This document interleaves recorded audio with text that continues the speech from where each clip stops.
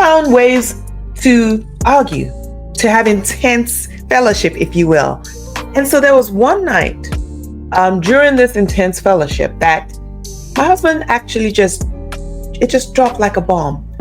I'm only in this marriage because of the children. I had to determine where we were and then kind of decide how to get where I wanted to go. I had the choice to decide, you know what, I was going to leave it as is, and we probably would have ended up definitely in divorce court.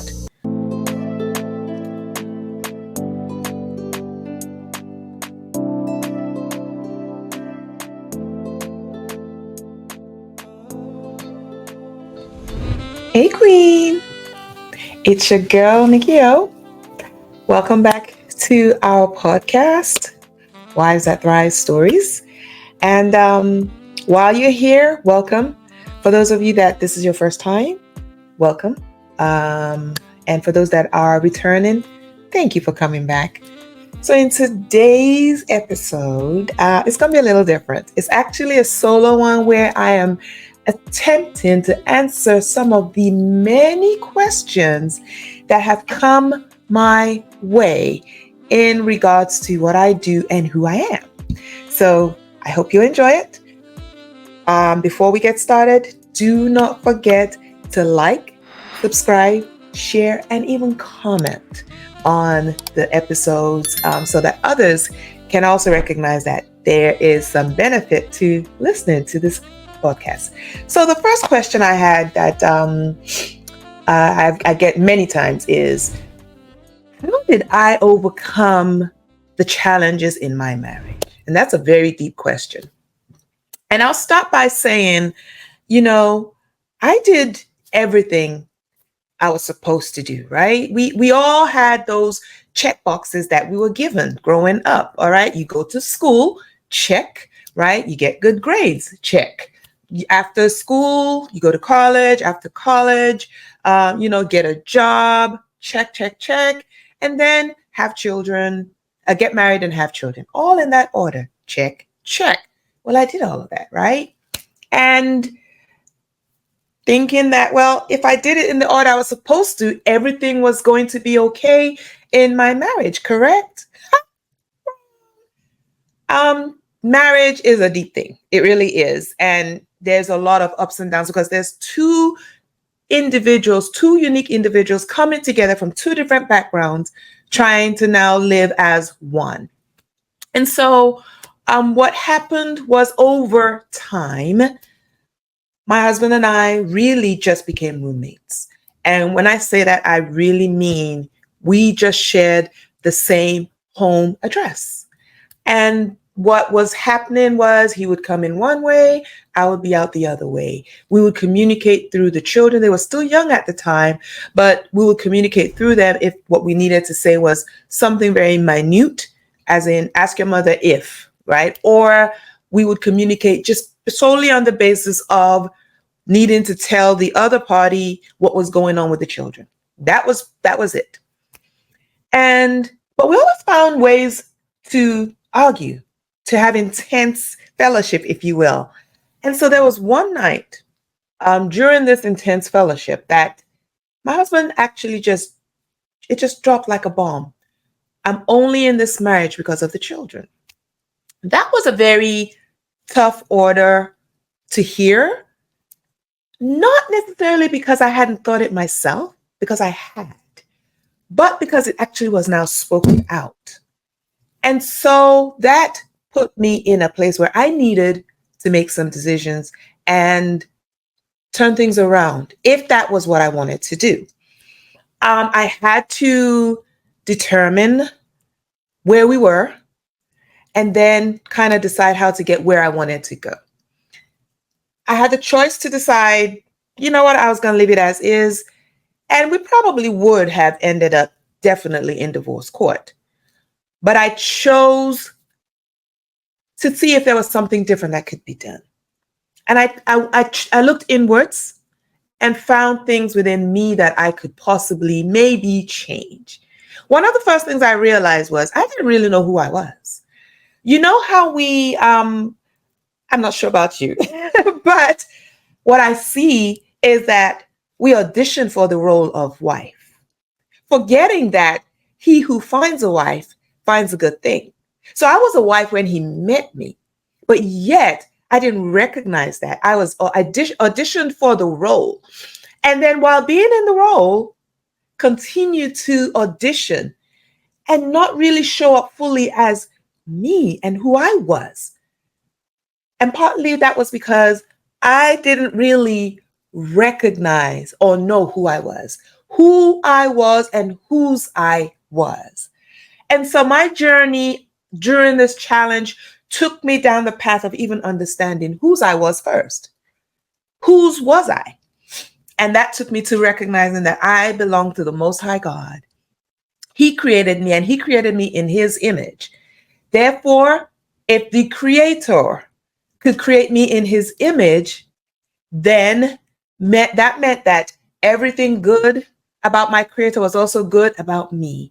And so I started to find the things about me that I loved again, the things about me that were unique to me that made me Nikki, right? And started to do those things again. Really spent time in the word, understanding my father, understanding his reasons for having me here on this earth.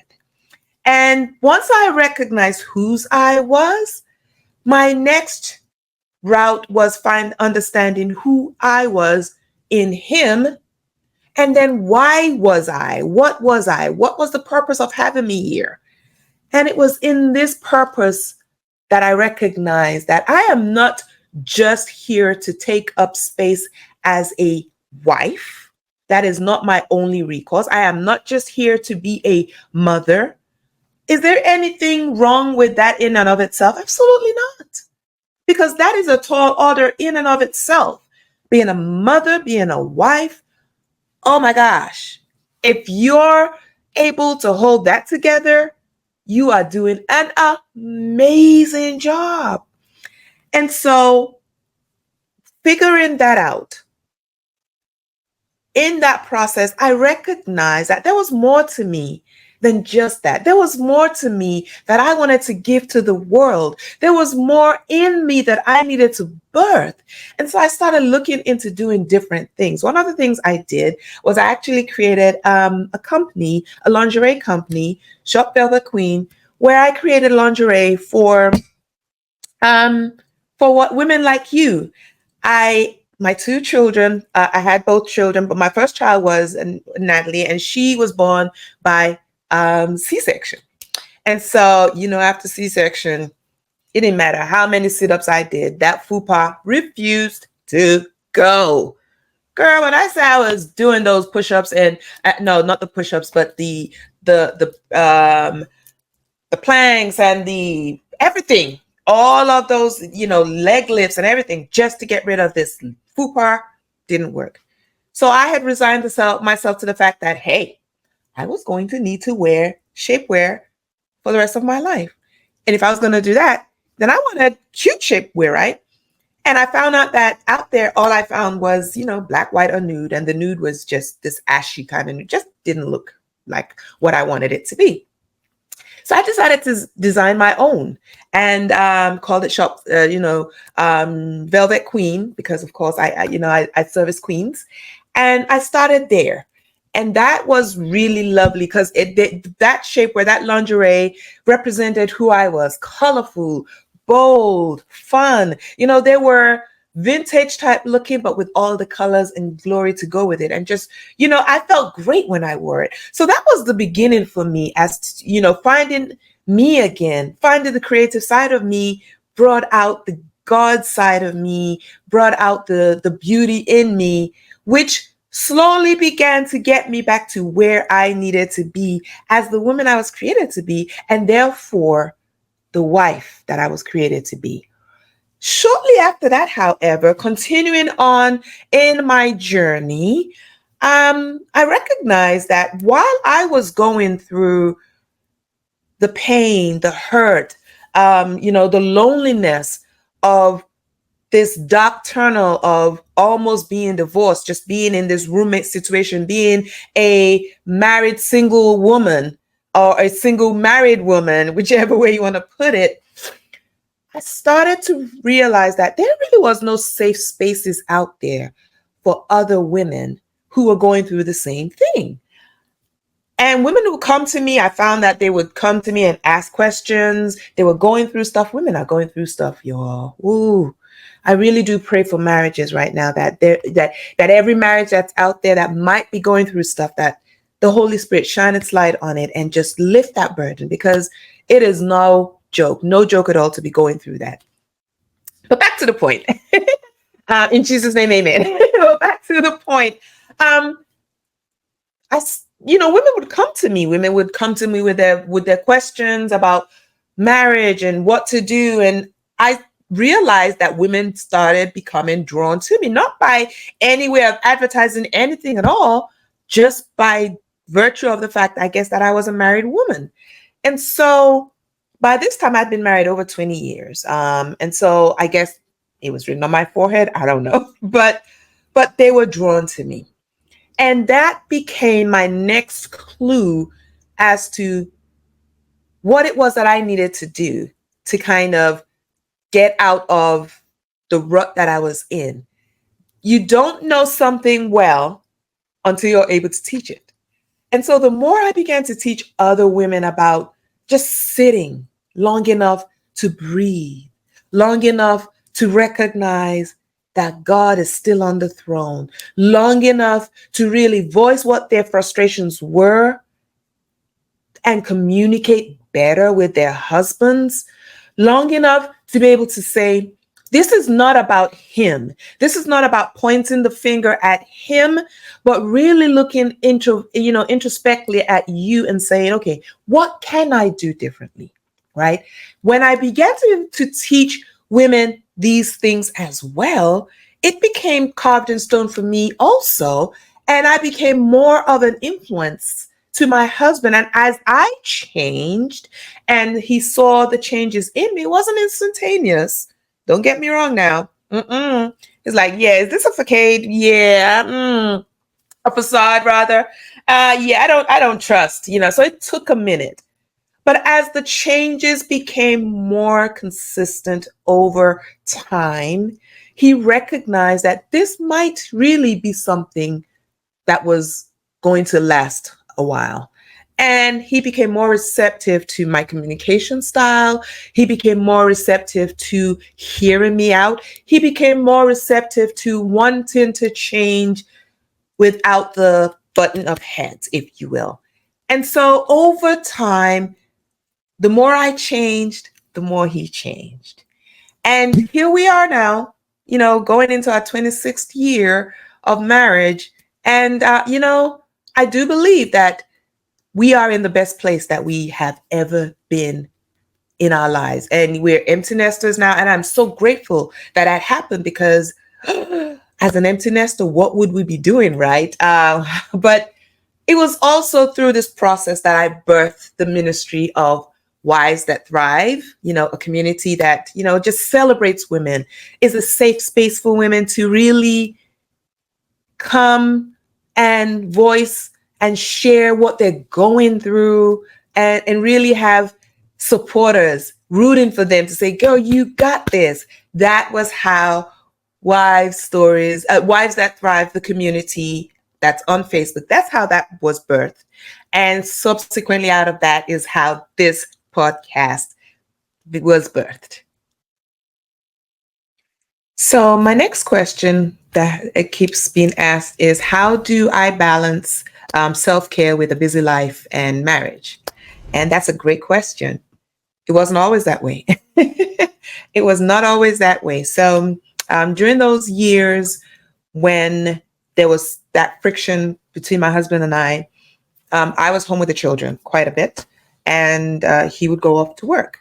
Don't forget, he's out there serving people. Though he wasn't speaking to little people, he was speaking to adults, but he was still doing his part while I was home with the children. And there was this particular day that he called and said, hey, I'm leaving work, but I'm heading to the mall. to go walk around to cool off. I almost blew a casket. I was so livid, so mad. Like, what? I've been home with these children all day long and you want to go walk? Now, granted, and I'm grateful that I didn't burst out on him, but I internalized it. And I was so angry until I got checked by the Holy Spirit. And what was told to me was, why are you mad? Why are you upset that he has chosen to put his mental health first? Why are you upset that he wants to go and feel back into himself so that he gives the best part of himself when he comes home? Why are you upset about that? Who said you can't go to the mall? I had to sit with this, and I'm so grateful that I was able to hear in that moment, because it's true. I had bought into the lie, into the myth that we've all bought into, that states we have to give to everybody else, do for everybody else, put ourselves last, run ourselves ragged, always serving everybody else and doing. And then we end up running on fumes. And fumes are what? Poisonous. So in the process of us thinking that we're doing for everybody else, we're poisoning everyone. And then we wonder why we can't function, why we are not the best version of ourselves.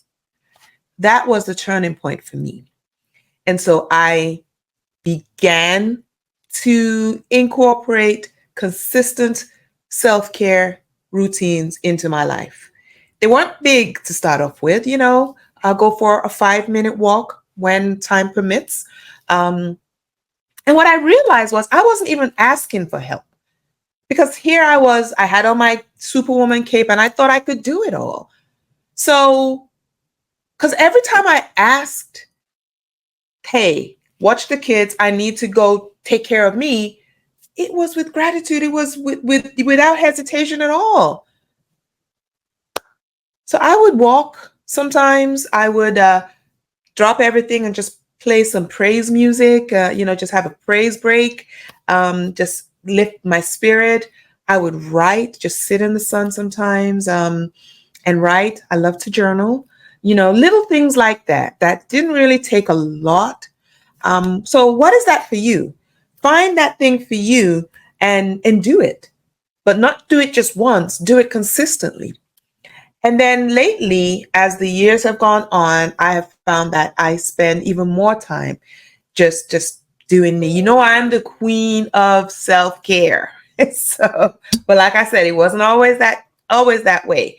And what I do lately is just, every night, take off my makeup, just be in my bathroom, take the time to take off my makeup, wash my face, steam my face, all the while just listening to nice, calm music, doing my breathing. And this is all about me. I spend about 30 to 45 minutes doing this every single night, transitioning from wife, mother, friend, coach, everything else that the world needed me to be for the day, transitioning into just Nikki, the daughter of the Most High God.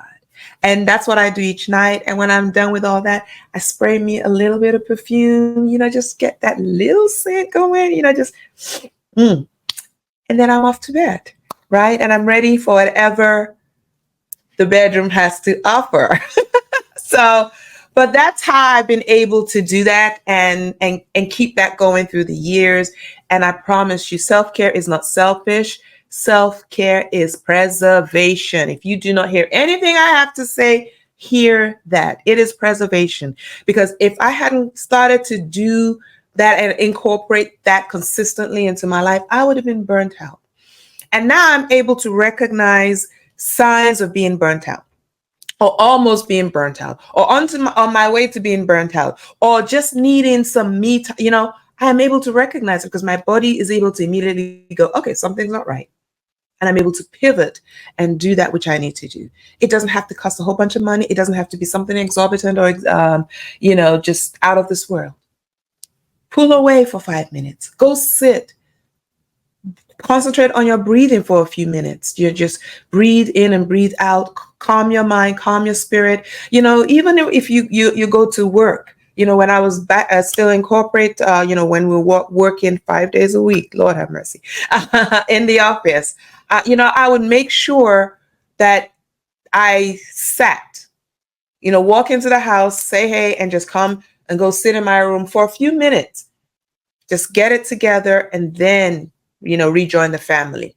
Some of you do that. You sit in the garage. Hey, whatever it takes, though, take that moment for you, but on a consistent basis and throughout the day.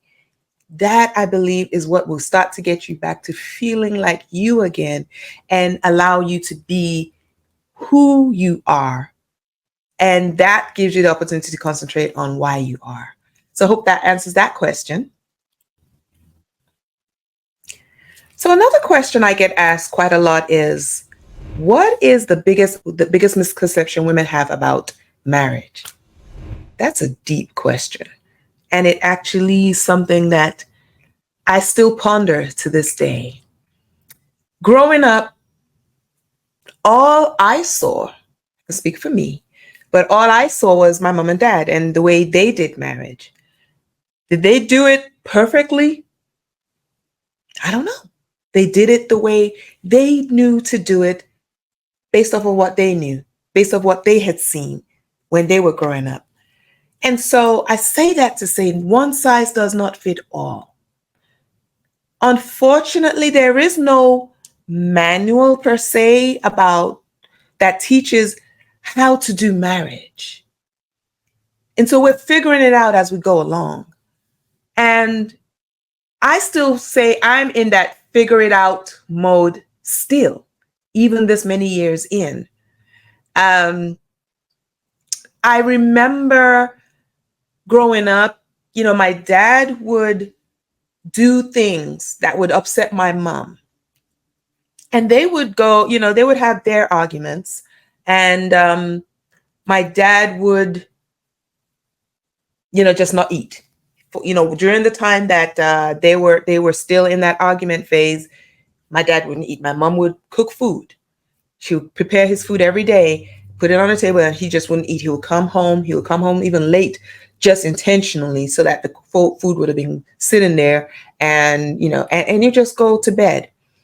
And that used to hurt me. I don't know how it made my mother feel, but I used to look at that and go, and I took that with me as something that, I would never do that.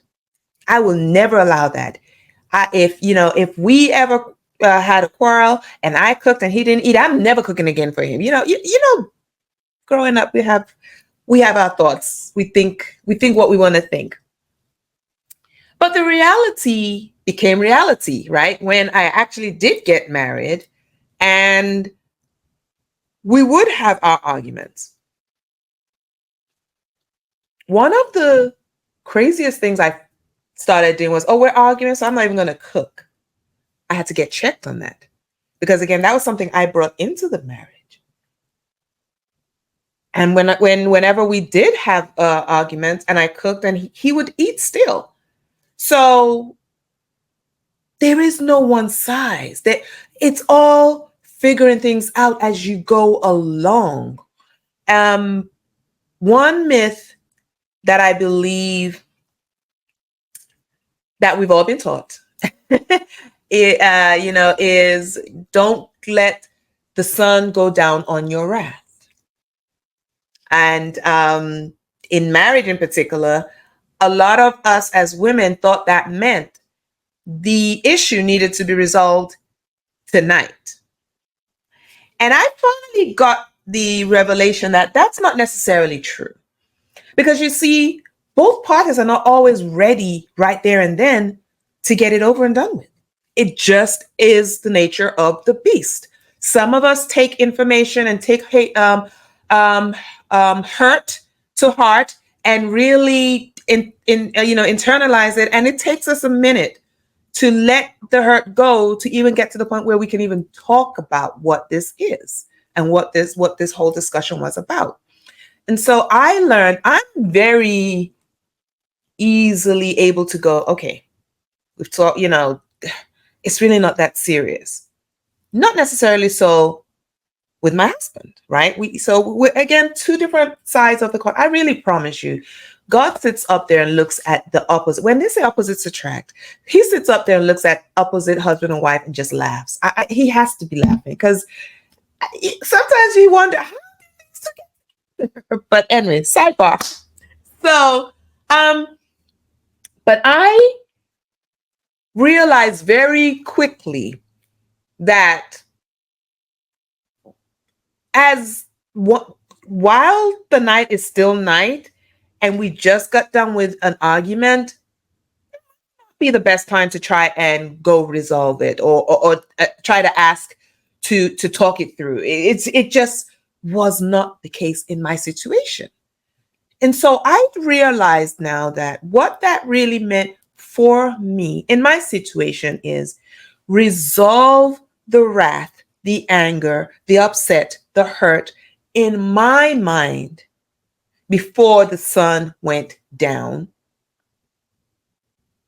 so that I didn't have all of these emotions, these thoughts, these aggravations messing with me overnight, allowing the enemy to step in and make it even bigger than it needed to be.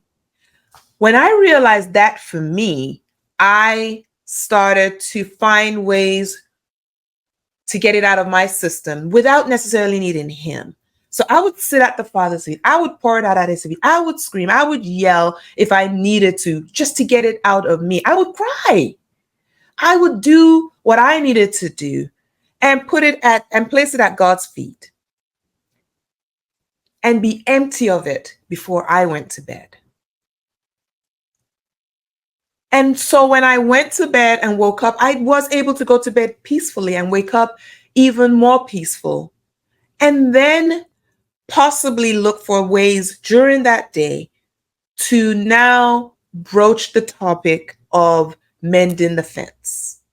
So by then, because I'm in a calm spirit, my spirit is exuding, peace. He receives that. He's able to see the peace. And so we're able to get to that place sooner rather than later.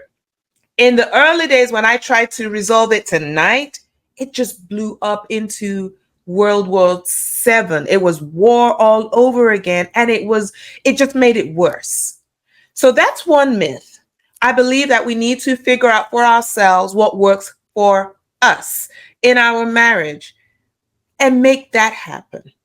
Stop looking to the outside, looking to the Joneses to see what the Joneses are doing, because the Joneses are two separate individuals. And therefore, what the Joneses are going to do is going to be good for the Joneses. Sometimes it's not even good. So, the grass is not always greener on the other side.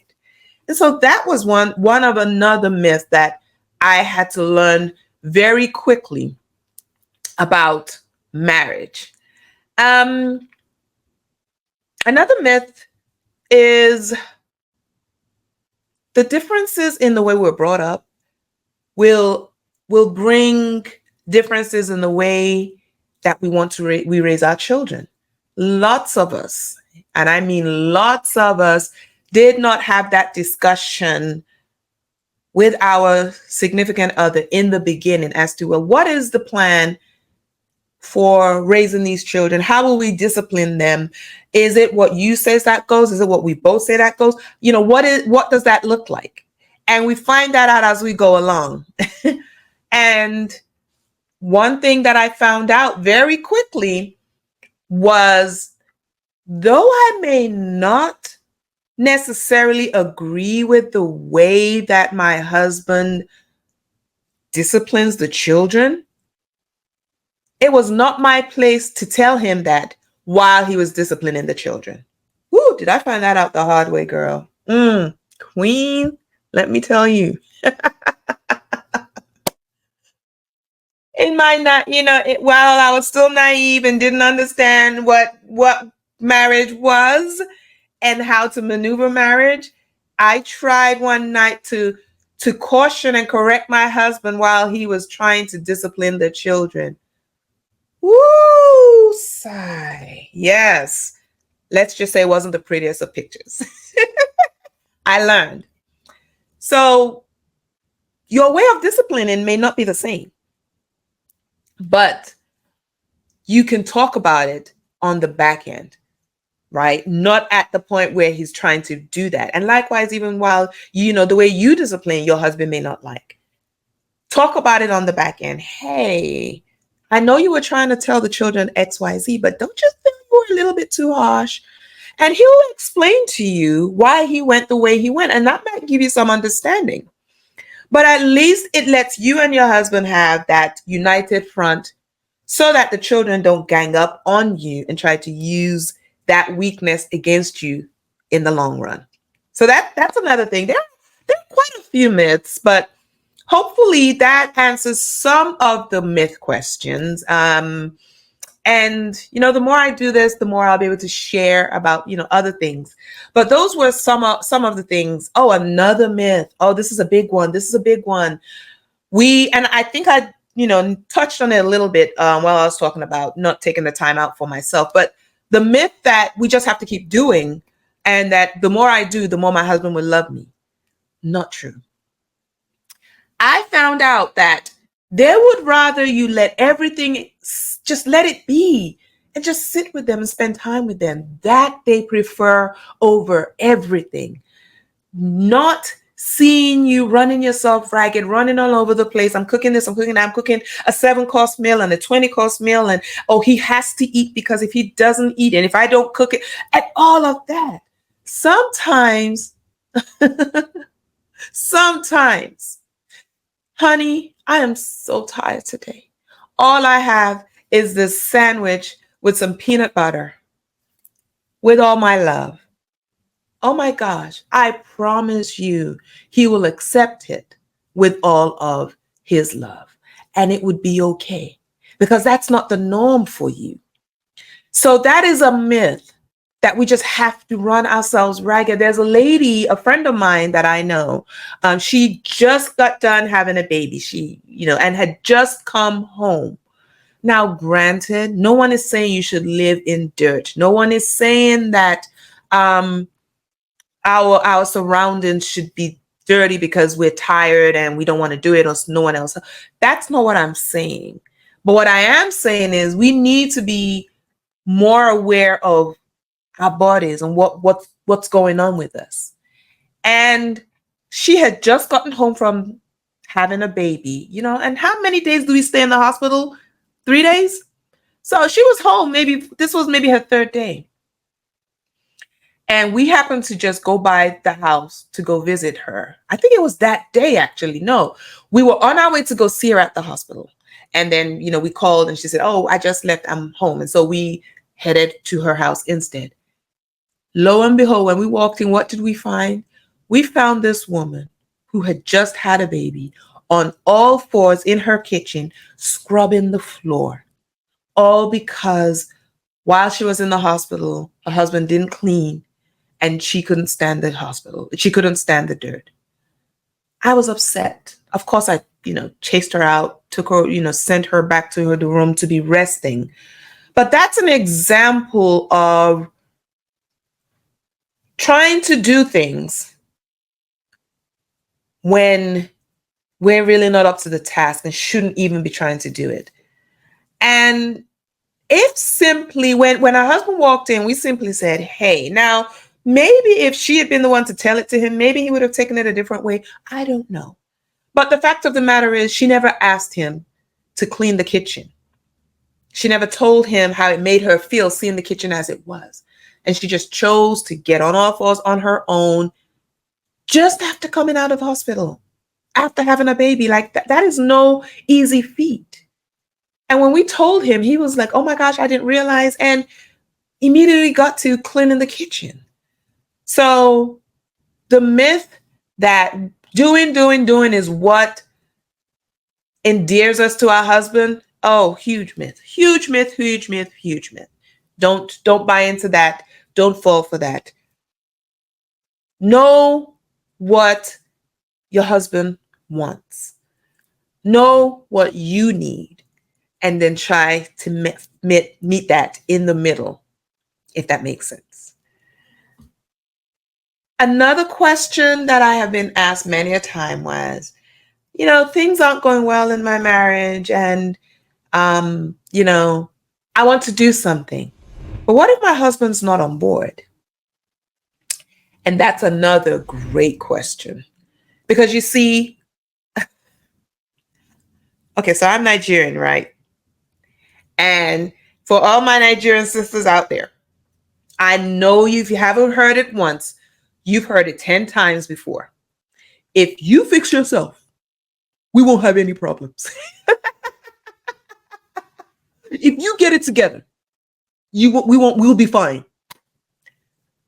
Our men typically do not believe in airing, and that's how they feel it is, airing your dirty laundry to somebody else.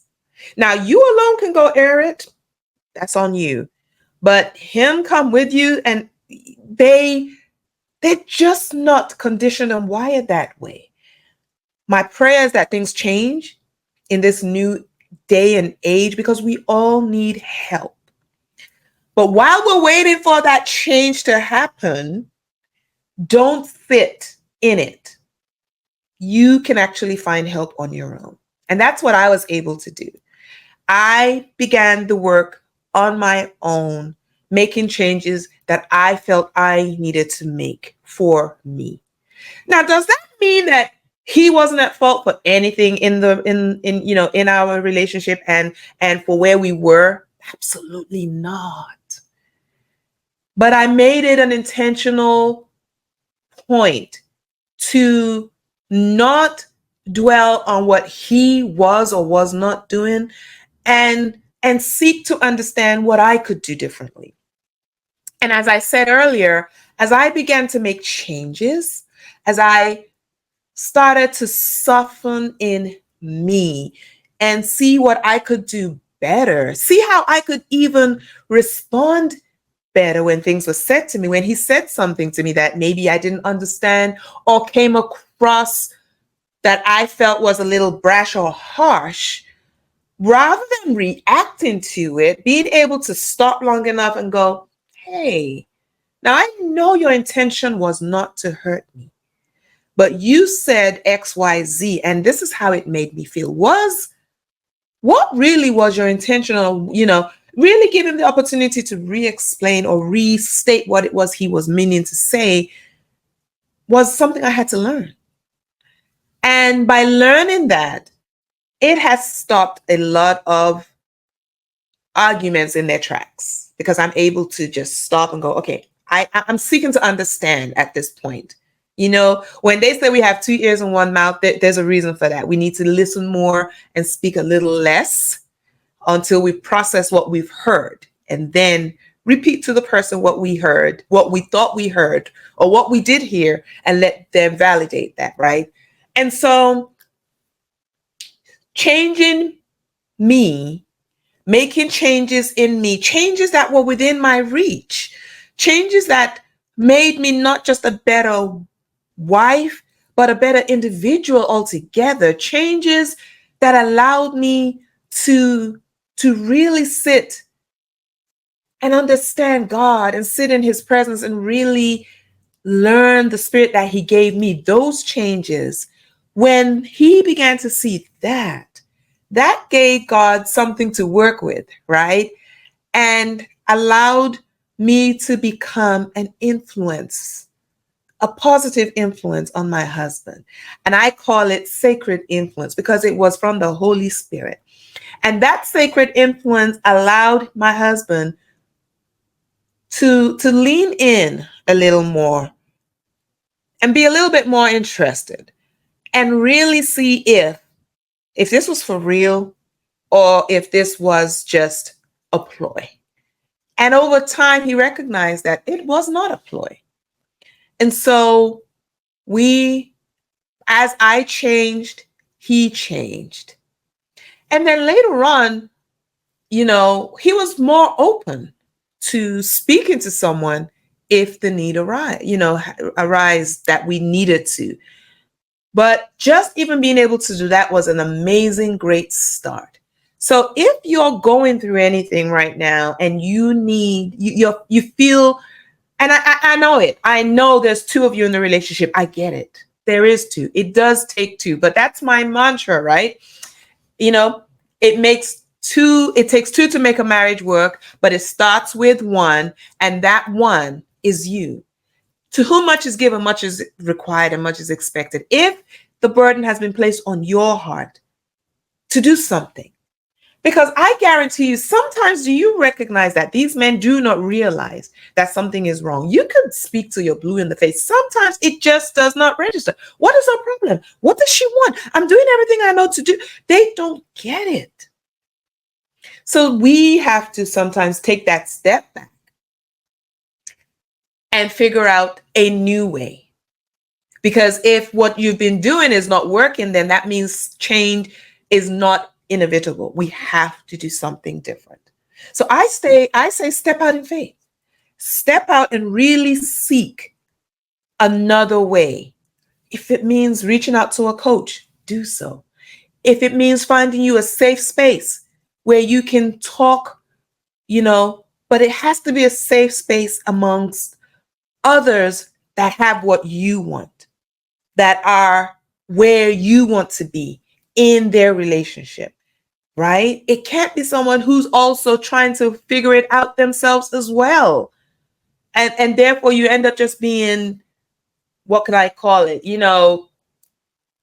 Bashing sisters. Yeah, he did that. Yeah, I know he did that. That's not what this is about. It's about making whatever changes that you can that is within your capability to make those changes, and then be honest about those changes, though, because they can see through you. They can see you a mile away, honey. Yeah, nah, that ain't going. No, it has to be true. It has to be who you are. It has to be what you really want. And for a minute, you're not going to see anything different. So our emotions are going to need to be in check at all times, because there's going to be that tendency to want to say, but I'm changing. Doesn't he see what I'm doing? I am doing this. He hasn't seen it yet. Give it time. I promise you, it took a minute. But for my husband now to say, wow, we are in the best place that we've ever been. For my husband to now say, I never thought that we could have what we have, means we have come a long way. And it didn't happen overnight. No such thing as overnight success, y'all. It takes time, because it took time to get there, to that place. I will say, however, there are some situations that just maybe it does need an extra eye, an extra hand, an extra that. Do your work first. Begin to soften your heart first. Then you can pull in that extra hand, that extra need to now help bridge the gap between you and your husband.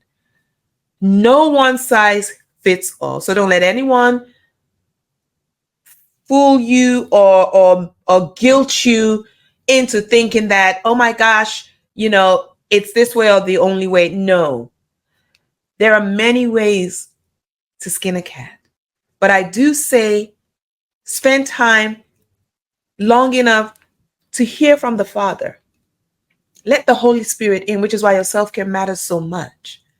Because it's in those places, in that time of really listening to your spirit, that you're able to recognize and hear what is being told you to do.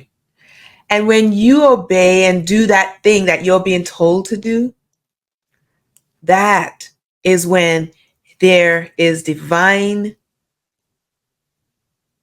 expediency, right? the resolution comes quicker than you could have thought it would. So prayerfully, this has helped you today, Queen. Just an opportunity to help you know me better, to know what I'm about, to know what my values are, to know why I'm even here, and what what made me be in this space and in this place in the first place. So, we are all a work in progress. I know that you're working to do the best that you can, but if you need help, don't feel ashamed to reach out to someone that you can talk to, right? It doesn't hurt to have another set of ears to just be able to speak to and share and just get that validation and that celebrated, the validation of your thoughts and your feelings, because your thoughts and your feelings are valid, but they're just different ways that we can deal with them. And that's one of the reasons why I actually created this 2-day event in September, at the end of September, September 28th and 29th, where we take 2 days of immersive experiences to really get to rediscover who we are. Because what I found is we in the process of being mom and daughter and wife and coworker and colleague and all of that, we have lost the essence of who we are. And that is where part of the issues of our lives lie. So by rediscovering who you are, which is what I did, I rediscovered me. I rediscovered what made me laugh. What were the things that made me cry? What filled me up? What brought me joy? What brought me peace? I did all of that work and rediscovered me. And so there's no more negotiables. I have to have those things in my life that really bring me joy and make me who I am. And those are the things that make me the better me that I am, to be the better wife that I can be all the time. So click on the link in the description and join the event. It's virtual, but it's going to be powerful. We're going to pray. We're going to do exercises. We're going to have a spa. We're going to really talk about the issues. You get to ask me anything and I will answer, right? And even if what you want to ask, you feel not yet ready to put it out in the public, you get to ask me the question anonymously and I'll answer it publicly without even declaring who you are. Because I do recognize that marriage is a sacred covenant. And sometimes things are just a little too hurtful and private for us to talk about. But come to the event, click on the link, invest in you. Divorce, the price for divorce is astronomical right now.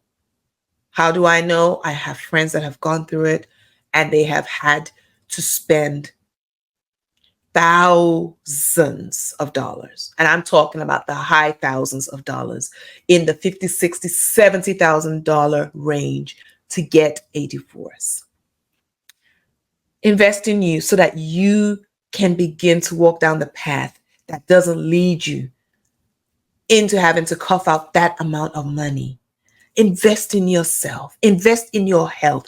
Invest in the daughter of Zion that you are, to become who he has called you to be. Your marriage is worth the fight.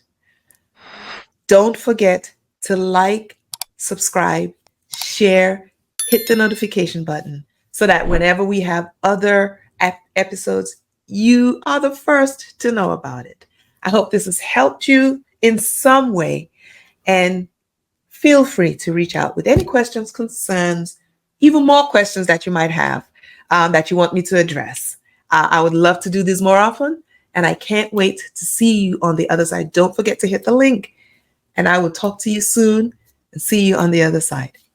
Goodbye, Queen.